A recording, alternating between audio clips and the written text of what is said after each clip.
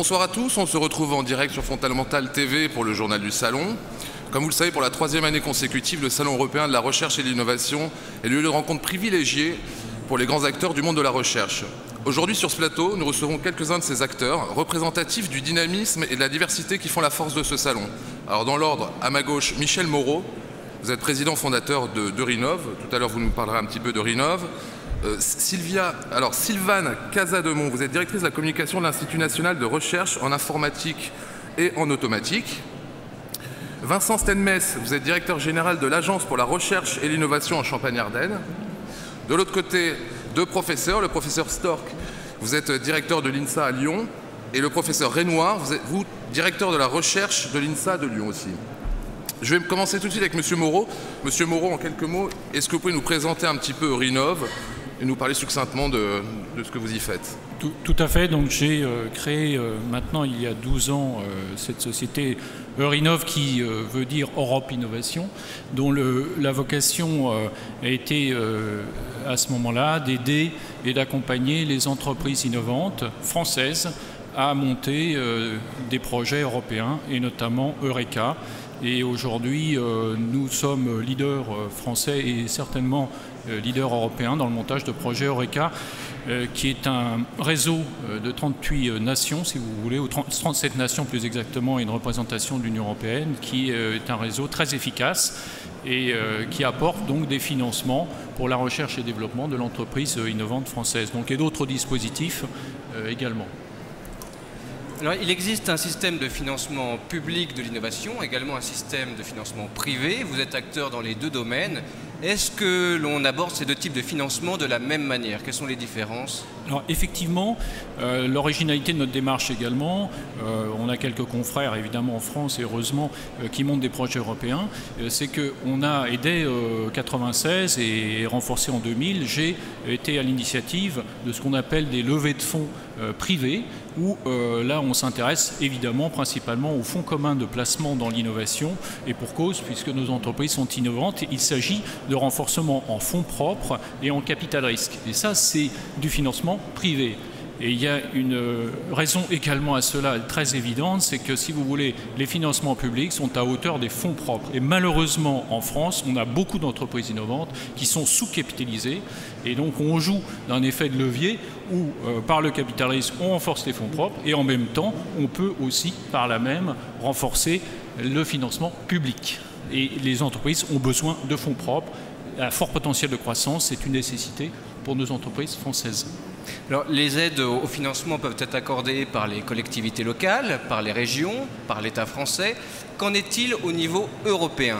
Alors, évidemment, européen, la différence marquante, c'est qu'il faut absolument avoir une coopération transnationale. Ça veut dire travailler avec, pour Eureka notamment, le cadre des programmes.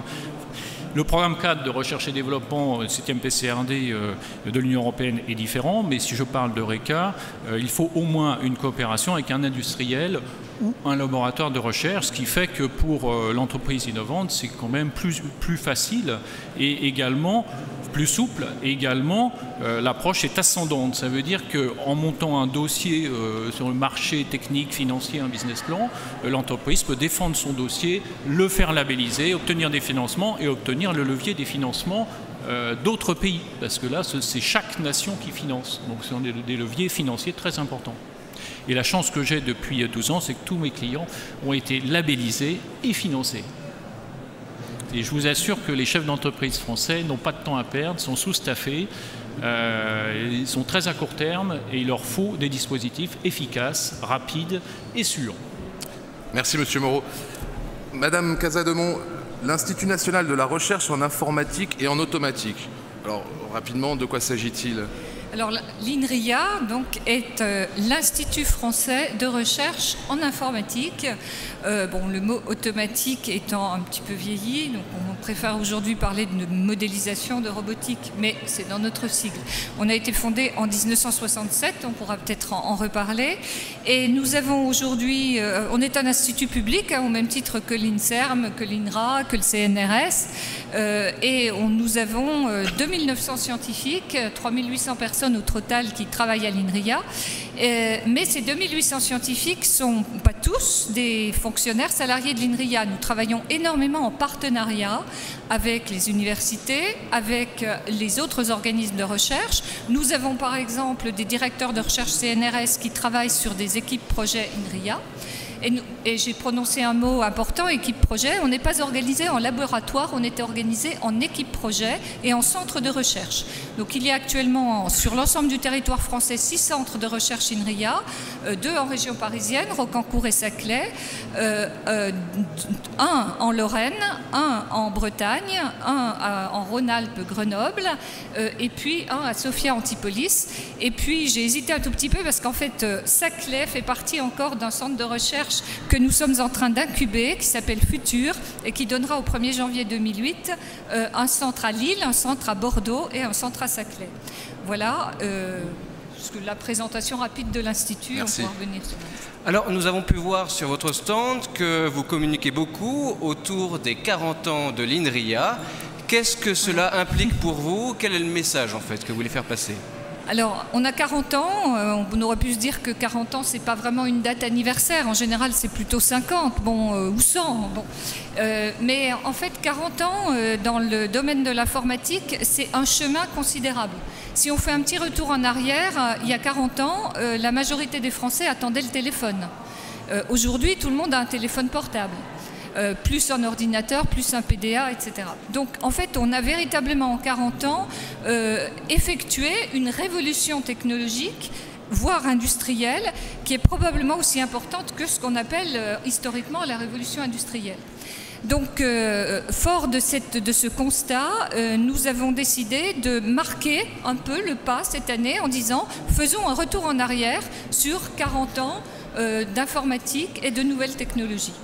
Et ça nous permet bien évidemment de faire mieux connaître l'INRIA, qui n'est pas un institut parmi les plus connus encore du grand public. Alors vous présentez sur votre stand des pépites technologiques, certains comme le CardioSense 3D, Grimage entre autres. Ce sont des intitulés et des concepts qui peuvent sembler un peu obscurs au plus grand public. Comment en termes de communication peut-on faire passer, faire connaître ces produits-là? Est-ce que cela passe par la vulgarisation pour le rendre accessible? Alors ça passe déjà par le fait que les chercheurs s'impliquent pour expliquer, ici comme ailleurs d'ailleurs, ce qu'ils font. Et ça, c'est quelque chose auquel l'INRIA tient beaucoup. Ça fait partie des objectifs de communication du plan stratégique que nous allons signer, qui est 2008-2012, que nous allons constituer, 2008-2012. Et les chercheurs sont très impliqués.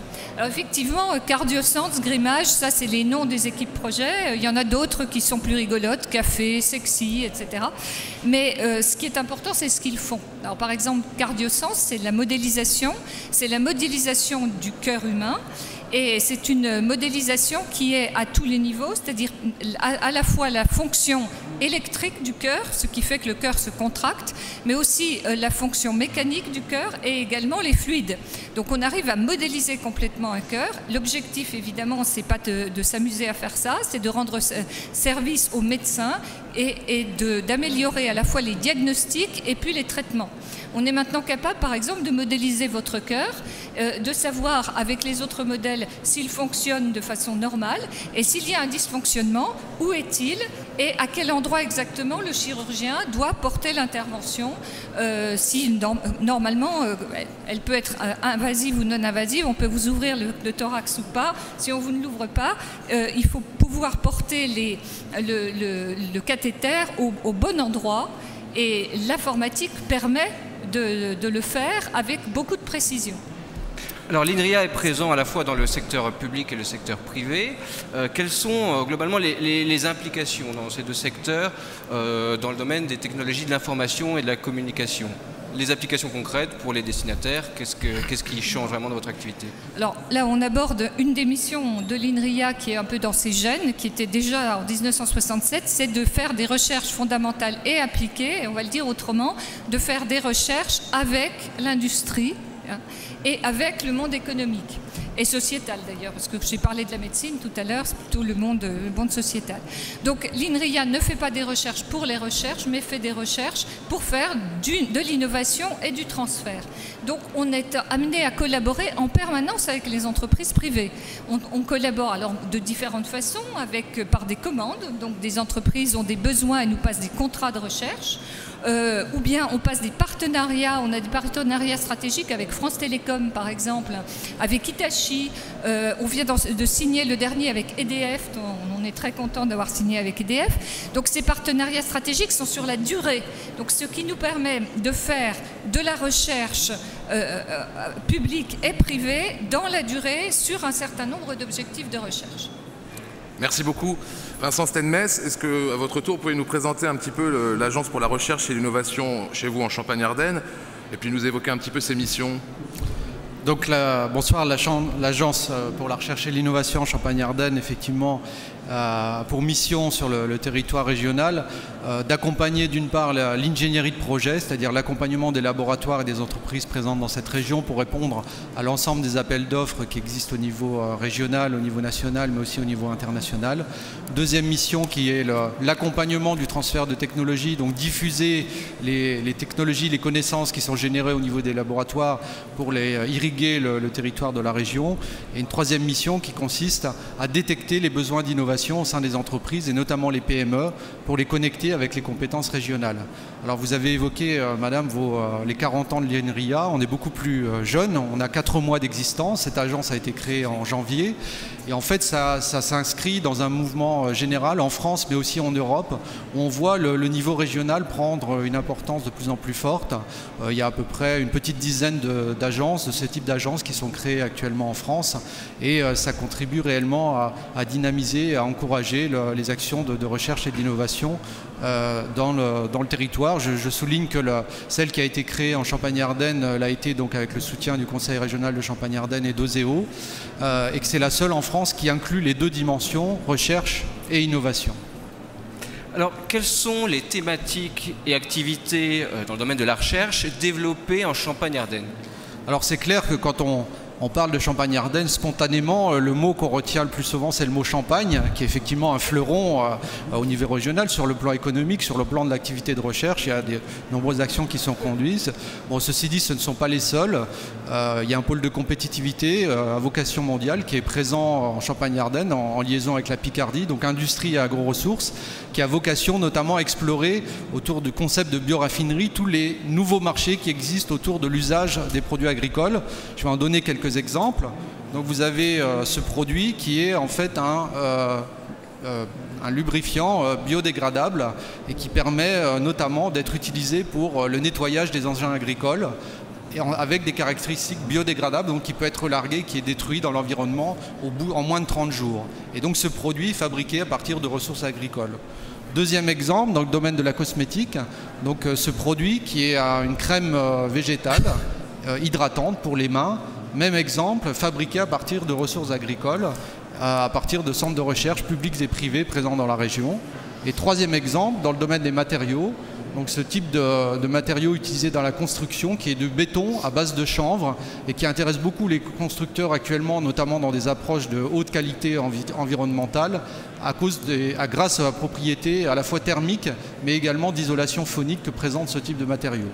Donc là aussi, le chanvre est connu pour d'autres propriétés, mais nous, ce qui nous intéresse, c'est d'abord dans le domaine des matériaux. Donc voilà 3 exemples rapides sur ce secteur. Ceci dit, il y a d'autres secteurs qui sont également explorés en Champagne-Ardenne. Donc un qui concerne le domaine des mécaniques matériaux. Nous sommes une région où il y a de nombreuses PME qui sont liées au secteur automobile. Donc là également un besoin d'innovation extrêmement fort dans ce secteur. Il y a une thématique qui concerne les technologies de l'information et de la communication, et notamment vient d'être créé récemment un GIS, un groupement d'intérêt scientifique, donc qui associe les 2 grandes universités régionales en partenariat privé avec EDF et le CEA, et qui va s'intéresser à tout ce qui concerne la sûreté, la sécurité des grands systèmes, notamment dans le domaine de l'énergie et du transport pour commencer. Et enfin, le dernier thème qui est exploré concerne le domaine de la santé, du biomédical, et notamment des actions qui s'inscrivent dans le cadre du Cancéropole Grand Est. Quelles sont concrètement les raisons de votre présence au salon? Quels sont les enjeux pour vous? Il y a en fait plusieurs raisons dans notre participation à ce salon. La première, c'est de montrer que la Champagne-Ardenne est une terre d'accueil pour la recherche et l'innovation. Pour reprendre un exemple dans le domaine agricole, il y a eu en 50 ans un véritable bouleversement dans les paysages agricoles qui existaient dans cette région. Si vous êtes passé dans cette région juste après la Seconde Guerre mondiale, pour les plus anciens d'entre vous, vous auriez vu un paysage de landes, et actuellement vous voyez un paysage principalement couvert de blé, de champs de betteraves ou de champs d'oléagineux. Et c'est clair que dans 20 ans, vous aurez à nouveau un paysage qui aura évolué, puisqu'on est en train de mettre en place de nouvelles cultures qui vont notamment alimenter ce concept de bioraffinerie autour de production végétale à usage énergétique.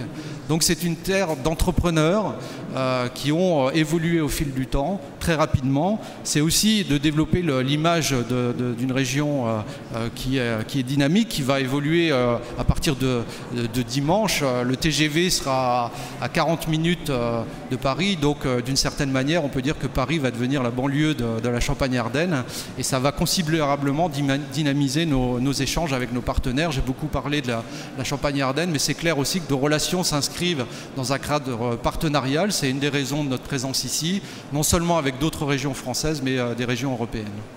Quelles sont les évolutions que vous attendez pour l'avenir dans le domaine de la coopération et du développement, notamment dans une optique européenne ? Donc c'est clair que notre stratégie de coopération, elle s'inscrit clairement dans une dimension européenne. On est dans le salon européen de la recherche et de l'innovation. On voit la présence d'autres pays dans ce salon.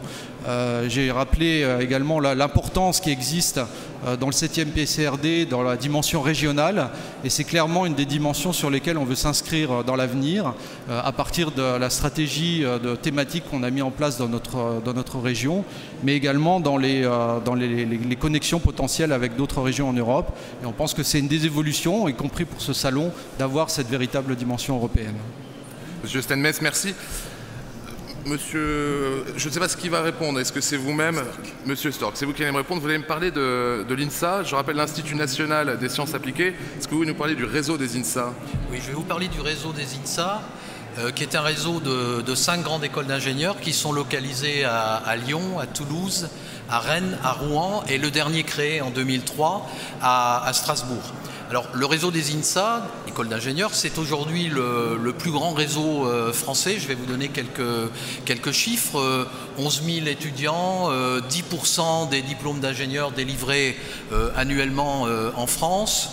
La recherche fait partie également des grandes missions de ce réseau. Nous avons aujourd'hui un peu plus de 1000 doctorants et nous délivrons annuellement 260 thèses de doctorat. Alors, ce réseau, il a 50 ans, puisque cette année, puisqu'on parlait tout à l'heure d'anniversaire, cette année, l'INSA de Lyon, qui a été le premier créé en 1957, fête son anniversaire. Et nous partageons entre ces 5 écoles ce qu'on appelle un modèle. C'est-à-dire que nous avons une culture et des valeurs que je vais très rapidement décrire, que nous partageons. Déjà, l'ouverture sociale, c'est-à-dire permettre à chacun, indépendamment de son milieu social et de ses ressources, pour peu qu'il en ait la capacité de devenir ingénieur.